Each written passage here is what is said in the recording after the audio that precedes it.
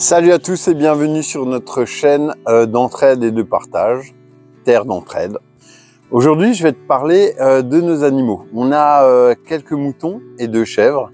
Notre idée, c'était de pouvoir avoir d'une part notre viande, d'une part notre lait, et puis des animaux qui défrichent un petit peu notre terrain. On a un terrain qui est assez grand.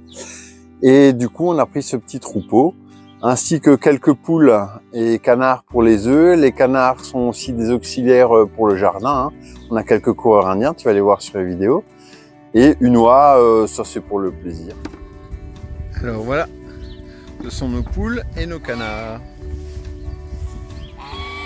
Tu vois, ils ont un bel espace. Donc en 2 parties, une partie très sécurisée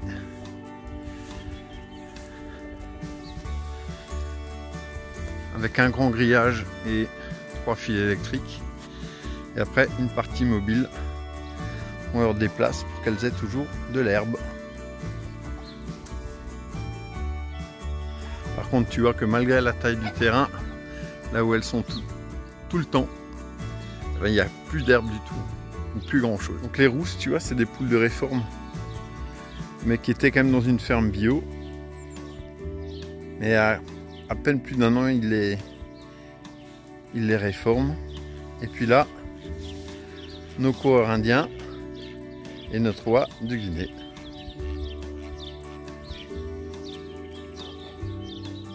Au début de la saison, on n'a pas encore grand chose qui pousse, tu vois.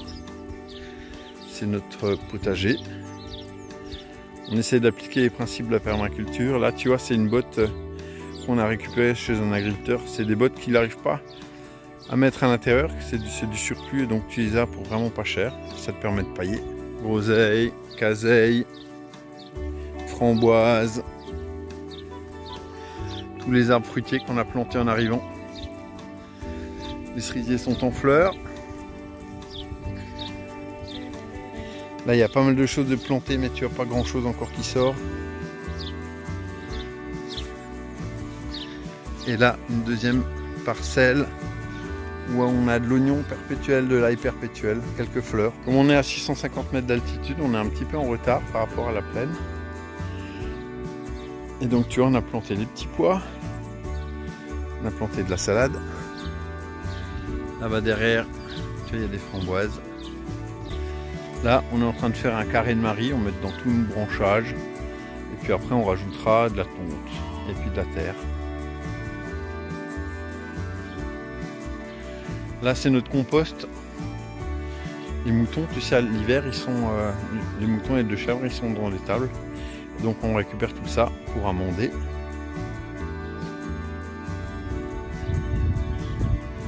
Et si on monte un petit peu plus loin, tu as vu que chez les poules, on a 2 ruches. Donc, une en fonctionnement et l'autre pas encore. L'avantage de les avoir chez les poules, c'est que les poules te protègent des frelons asiatiques. Le frelon asiatique vole sur place. Et les poules, ben, si ça vole sur place, c'est cadeau, casse-croûte.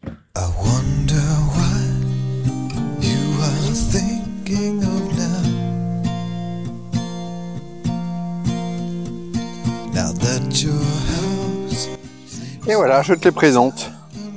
Au fond, c'est Raka, Titi, les 2 bébés de Titi, Tartine, Hercule, Martha et son petit. Et une des petites dernières qui est arrivée, Biscotte.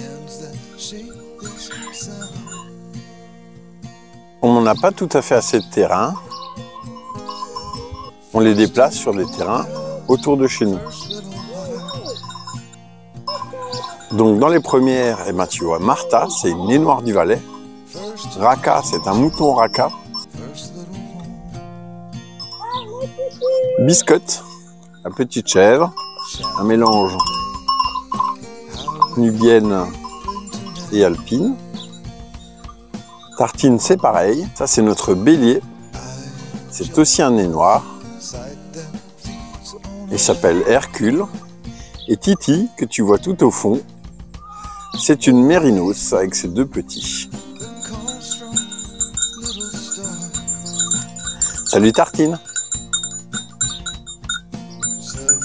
Aujourd'hui, on emmène tout ce petit monde au jardin partagé.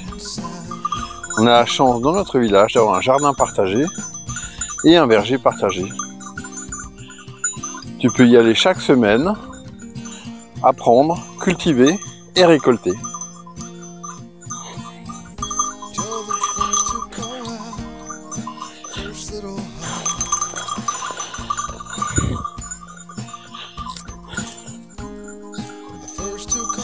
Et voilà, le chemin est presque parcouru.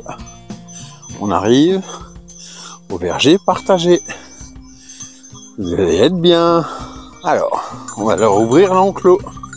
C'est Michel qui a préparé ce qui est super, un bon échange, de la bonne herbe verte pour tout le monde.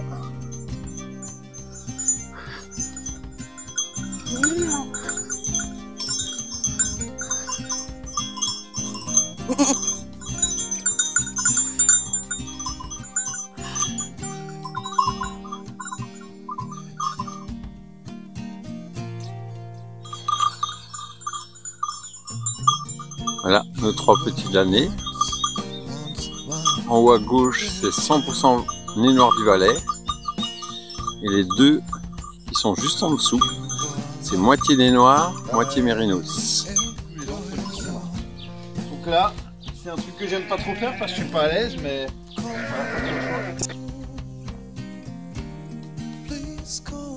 Martha, elle est toute tondue. Alors, je suis d'accord, elle est pas très belle. Bon, tu vois, dessus, il y a un peu de boue parce que par terre, il commence à pleuvoir. Mais ça lui permet d'éviter pas mal les parasites. Et puis, en plus, elle aura moins chaud. Là, les températures commencent à... Ah, t'es d'accord avec moi, hein? Oh, ouais. Mais oui. Alors, tu vois, les 2 nez noirs et la raca sont tondus. Il me reste la mérinos, mais je la tondrai qu'une fois par an. Les racas et les nez noirs, là, ils ont besoin au moins de 2 fois, tu vois, parce que sinon j'ai peur d'avoir des parasites. Dans les races qu'on a choisi d'utiliser, tu vois, il y a des nez noirs.